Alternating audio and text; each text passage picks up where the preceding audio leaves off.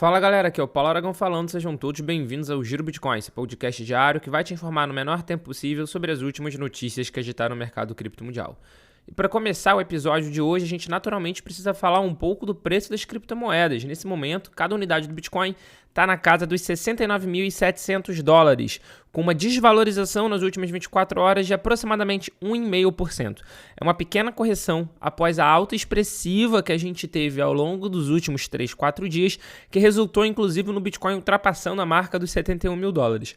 Em contrapartida, o Ethereum, segundo maior criptoativo do mercado, continua acima dos $3.600 cada unidade, com uma também desvalorização nas últimas 24 horas de 2,5%.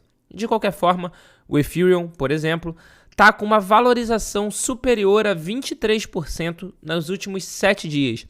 E grande parte dessa valorização, que nem a gente já conversou no episódio de ontem aqui do Giro Bitcoin, é devido aos rumores de uma possível aprovação do ETF de Ether Spot amanhã pela SEC, que é a CVM americana.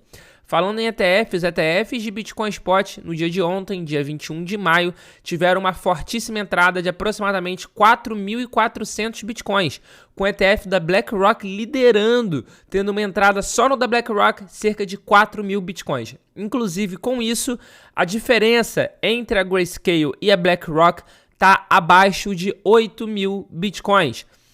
Eu tinha especulado que seria na primeira metade de maio, mas agora, de qualquer forma, parece que a gente está chegando cada vez mais perto do momento que o ETF da BlackRock vai se tornar o maior do mercado. E ainda continuando a falar sobre ETF, aparentemente a Comissão de Valores Imobiliários dos Estados Unidos, a SEC, entrou em contato com as principais corretoras de lá para atualizar as solicitações de listar e negociar os ETFs de Ether Spot de gestoras de ativos. Segundo o relatório da Reuters do dia 21 de maio, as autoridades da SEC contataram a Nasdaq, a CBOE, que é a Bolsa de Opções de Chicago, e a NYSE, que é a Bolsa de Valores de Nova York, para atualizar e alterar as solicitações existentes de ETFs de Ether Spot antes do prazo regulatório.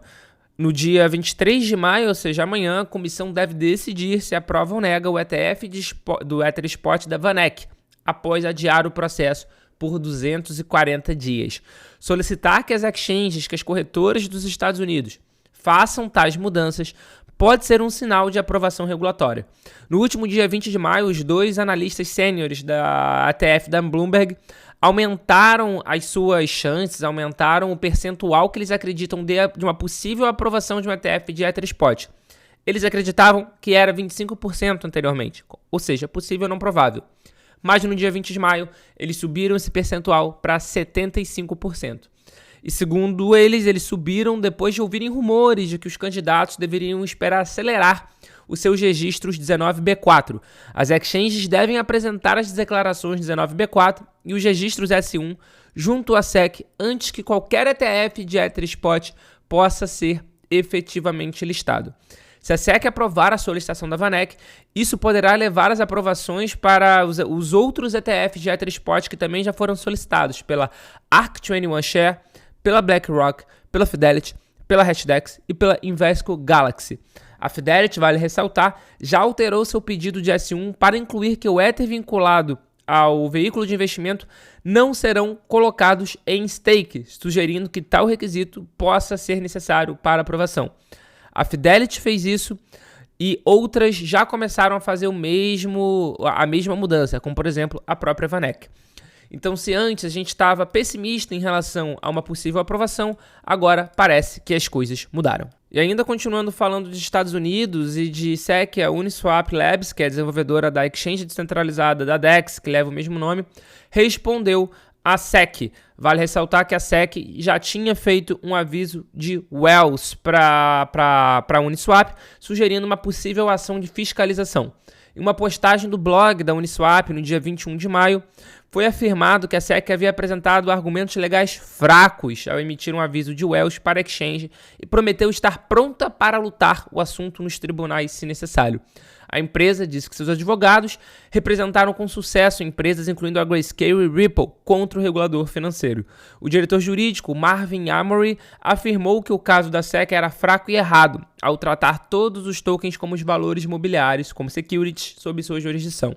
Abre aspas. A SEC não deveria dedicar seus recursos financiados pelos contribuintes para trazer um caso contra nós, mas estamos preparados para lutar. A resposta da empresa foi oportuna, já que a Câmara dos Deputados dos Estados Unidos se preparava para votar em um projeto de lei, a Lei de Inovação Financeira e Tecnológica para o século XXI, que poderia alterar a forma como a SEC e como a Commodity Futures Trading Commission, que é a CFTC, regulam as criptomoedas. A Uniswap sugeriu que, caso a legislação se torne lei, o caso da SEC poderia ser um ponto discutível, com a CFTC recebendo autoridade para trazer ações de fiscalizações específicas. Então, a gente provavelmente vai ter mais uma batalha legal entre a SEC e alguma entidade do mundo das criptomoedas. E vindo agora para o Brasil, o Banco Central do Brasil anunciou oficialmente nesta quarta-feira que o Drex, que é a CBDC brasileira, será adiado para pelo menos o final de 2025, conforme já havia adiantado com a Telegraph Brasil no mês passado.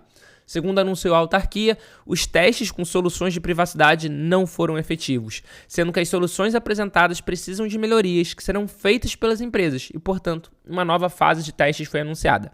Abre aspas. As soluções tecnológicas de privacidade testadas até o presente estágio do piloto não apresentaram a maturidade necessária para que se possa garantir o atendimento de todos os requisitos jurídicos relacionados à preservação da privacidade dos cidadãos, apesar de terem evoluído ao longo do tempo. Fecha aspas.